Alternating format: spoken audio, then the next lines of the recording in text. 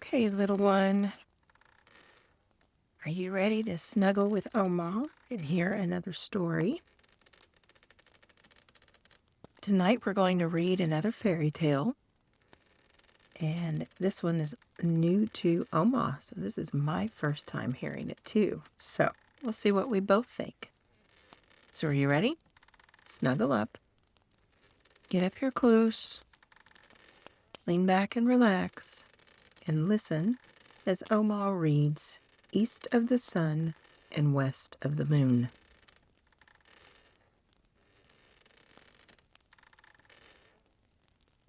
Once upon a time, there was a poor husbandman who had many children and little to give them in the way either of food or clothing. They were all pretty, but the prettiest of all was the youngest daughter, who was so beautiful that there were no bounds to her beauty. So once, it was late on a Thursday evening in autumn, and wild weather outside, terribly dark, and raining so heavily and blowing so hard that the walls of the cottage shook again. They were all sitting together by the fireside, each of them busy with something or other, when suddenly someone rapped 3 times against the window pane. The man went out to see what could be the matter, and when he got there stood a great big white bear. "Good evening to you," said the white bear. "Good evening," said the man. "Will you give me your youngest daughter?" said the white bear. "If you will, you shall be as rich as you are now poor." Truly the man would have had no objection to be rich, but he thought to himself, "I must first ask my daughter about this." So he went in and told them that there was a great white bear outside who had faithfully promised to make them all rich if he might but have the youngest daughter. She said no, and would not hear of it. So the man went out again and settled with the white bear that he should come again next Thursday evening and get her answer. Then the man persuaded her and talked so much to her about the wealth that they would have and what a good thing it would be for herself that at last she made up her mind to go, and washed and mended all her rags, made herself as smart as she could, and held herself in readiness to set out. Little enough had she to take away with her. Next Thursday evening, the white bear came to fetch her. She seated herself on his back with her bundle, and thus they departed. When they had gone a great part of the way, the white bear said, "Are you afraid?" "No, that I am not," said she. "Keep tight hold of my fur, and then there is no danger," said he. And thus she rode far, far away until they came to a great mountain. Then the white bear knocked on it, and a door opened, and they went into a castle where there were many brilliantly lighted rooms which shone with gold and silver, likewise a large hall in which there was a well-spread table. And it was so magnificent that it would be hard to make anyone understand how splendid it was. The white bear gave her a silver bell, and told her that when she needed anything, she had but to ring this bell, and what she wanted would appear. So after she had eaten, and night was drawing near, she grew sleepy after her journey, and thought she would like to go to bed. She rang the bell, and scarcely had she touched it before she found herself in a chamber where a bed stood ready made for her, which was as pretty as anyone could wish to sleep in. It had pillows of silk and curtains of silk fringed with gold, and everything that was in the room was of gold or silver. But when she had lain down and put out the light, a man came and lay down beside her, and behold, it was the white bear, who cast off the form of a beast during the night. She never saw him, however, for he always came after she had put out her light, and went away before daylight appeared. So all went well and happily for a time, but then she began to be very sad and sorrowful, for all day long she had to go about alone, and she did so wish to go home to her father and mother and brothers and sisters. Then the white bear asked what it was that she wanted, and she told him that it was so dull there in the mountain and that she had to go about all alone, and that in her parents' house at home there were all her brothers and sisters, and it was because she could not go to them that she was so sorrowful. "There might be a cure for that," said the white bear, "if you would but promise me never to talk with your mother alone, but only when the others are there too, for she will take hold of your hand," he said, "and will want to lead you into a room to talk with you alone, but that you must by no means do, or you will bring great misery on both of us." So one Sunday, the white bear came and said that they could now set out to see her father and mother. And they journeyed thither, she sitting on his back, and they went a long, long way, and it took a long, long time. But at last they came to a large white farmhouse, and her brothers and sisters were running about outside it playing, and it was so pretty that it was a pleasure to look at it. "Your parents dwell here now," said the white bear, "but do not forget what I said to you, or you will do much harm both to yourself and me." "No, indeed," said she, "I shall never forget." And as soon as she was at home, the white bear turned around and went back again. There were such rejoicings when she went in to her parents that it seemed as if they would never come to an end. Everyone thought that he could never be sufficiently grateful to her for all she had done for them all. Now they had everything that they wanted, and everything was as good as it could be. They all asked her how she was getting on where she was. All was well with her too, she said, and she had everything that she could want. What other answer she gave I cannot say, but I am pretty sure that they did not learn much from her. But in the afternoon, after they had dined at midday, all happened just as the white bear had said. Her mother wanted to talk with her alone in her own chamber. But she remembered what the white bear had said, and would on no account go. "What we have to say can be said at any time," she answered. But somehow or other her mother at last persuaded her, and she was forced to tell the whole story. So she told how every night a man came and lay down beside her when the lights were all put out, and how she never saw him because he always went away before it grew light in the morning, and how she continually went about in sadness, thinking how happy she would be if she could but see him, and how all day long she had to go about alone, and it was so dull and solitary. "Oh," cried the mother in horror, "you are very likely sleeping with a troll. But I will teach you a way to see him. You shall have a bit of one of my candles, which you can take away with you hidden in your breast. Look at him with that when he is asleep, but take care not to let any tallow drop upon him." So she took the candle and hid it in her breast, and when evening drew near, the white bear came to fetch her away. When they had gone some distance on their way, the white bear asked her if everything had not happened just as he had foretold, and she could not but own that it had. "Then, if you have done what your mother wished," said he, "you have brought great misery on both of us." "No," she said, "I have not done anything at all." So when she had reached home and had gone to bed, it was just the same as it had been before, and a man came and lay down beside her, and late at night, when she could hear that he was sleeping, she got up and kindled a light, lit her candle, let her light shine on him, and saw him, and he was the handsomest prince that eyes had ever beheld. And she loved him so much that it seemed to her that she must die if she did not kiss him that very moment. So she did kiss him, but while she was doing it, she let 3 drops of hot tallow fall upon his shirt, and he awoke. "What have you done now?" said he.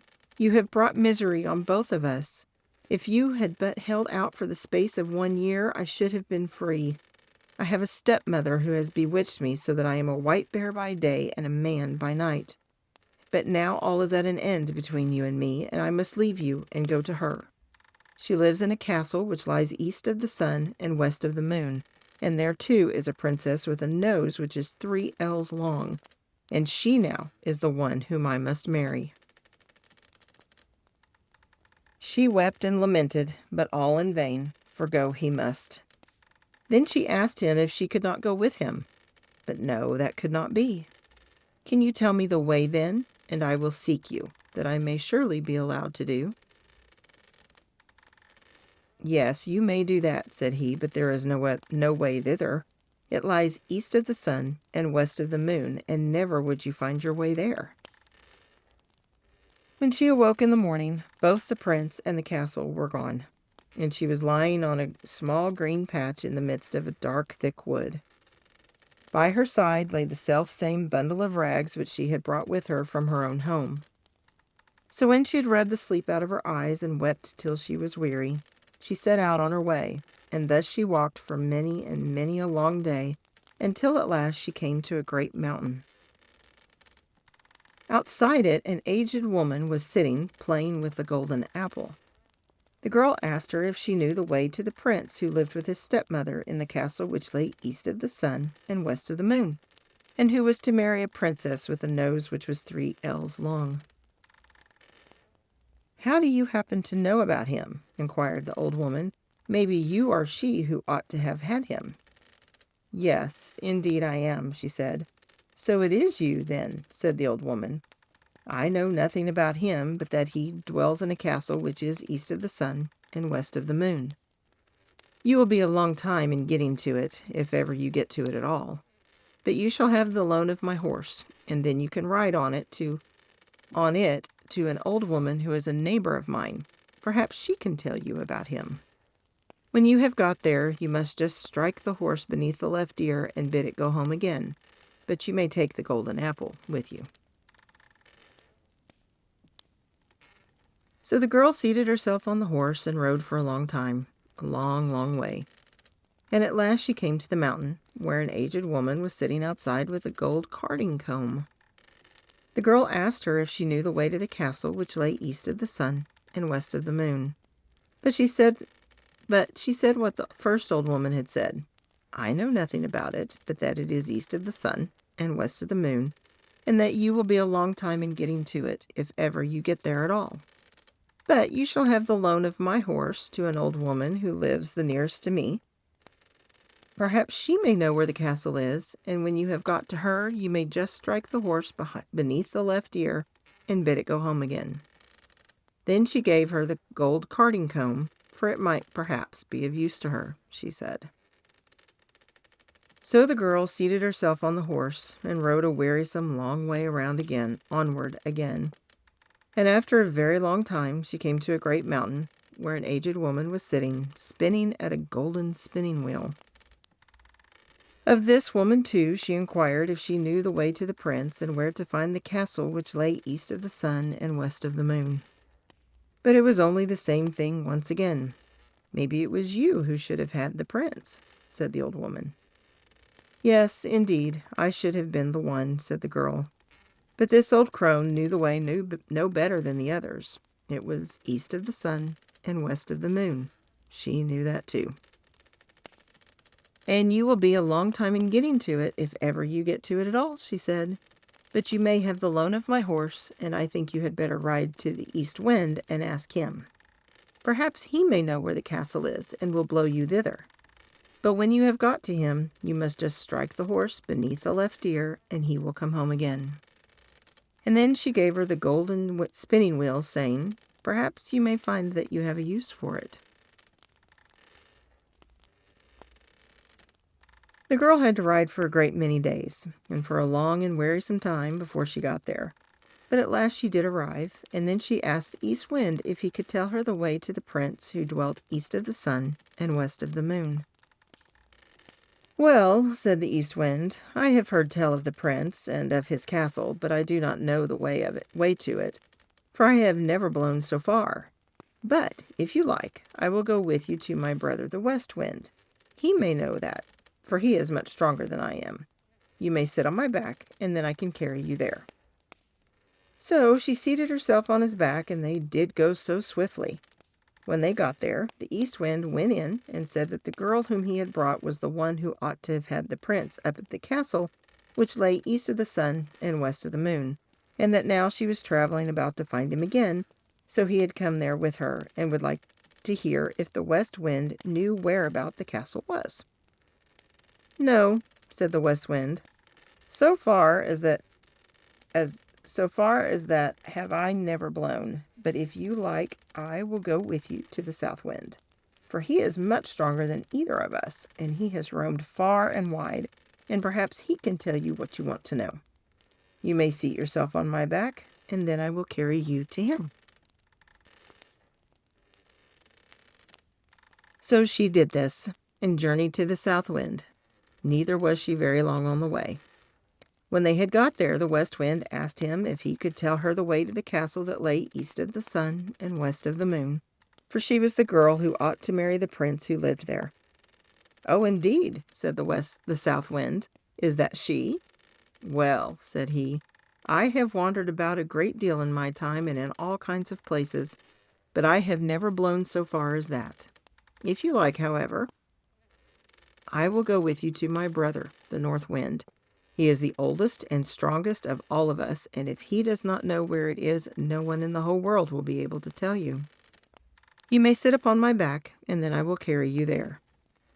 So she seated herself on his back, and off he went from his house in great haste, and they were not long on the way.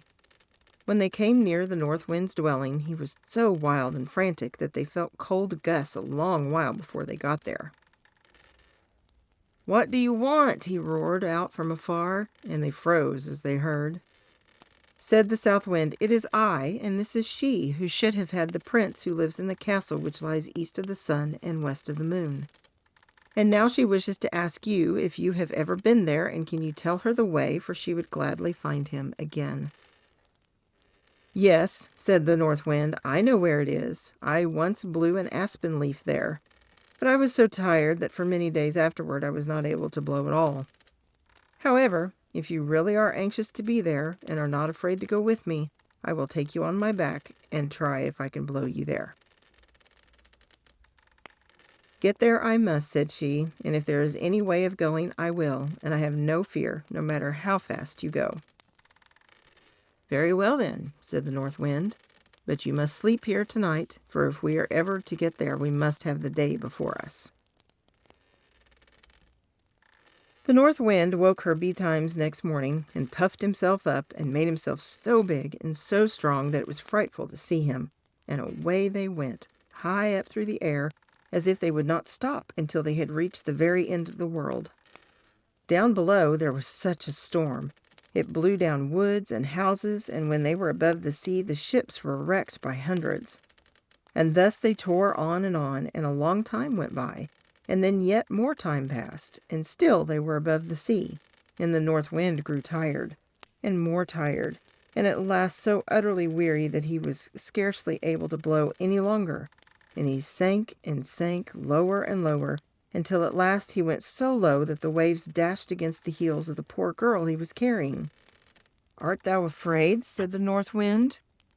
"I have no fear," said she, and it was true. But they were not very, very far from land, and there was just enough strength left in the north wind to enable him to throw her onto the shore immediately under the windows of a castle, which lay east of the sun and west of the moon. But then he was so weary and worn out that he was forced to rest for several days before he could go to his own home again.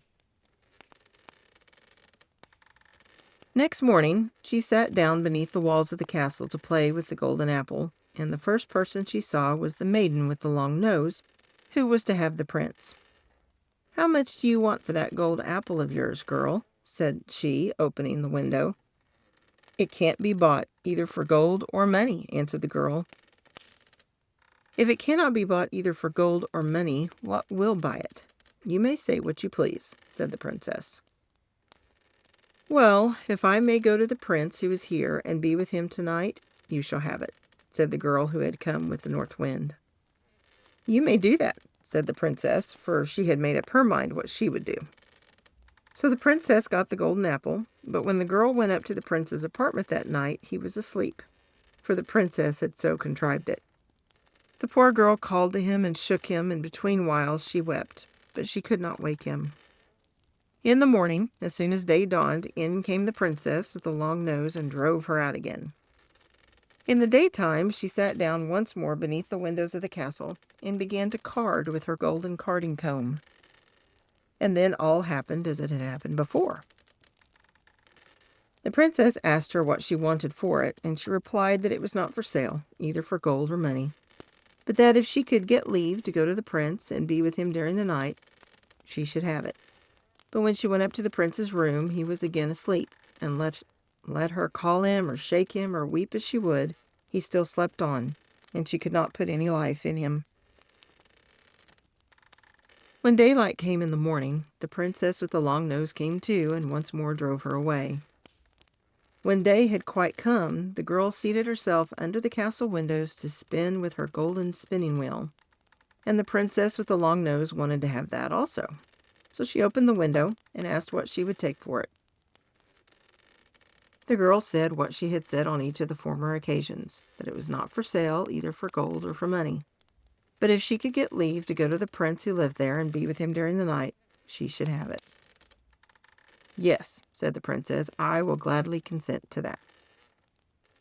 But in that place there were some Christian folk who had been carried off, and they had been sitting in the chamber which was next to that of the prince, and had heard how a woman had been in there who had wept and called on him 2 nights running, and they told the prince of this.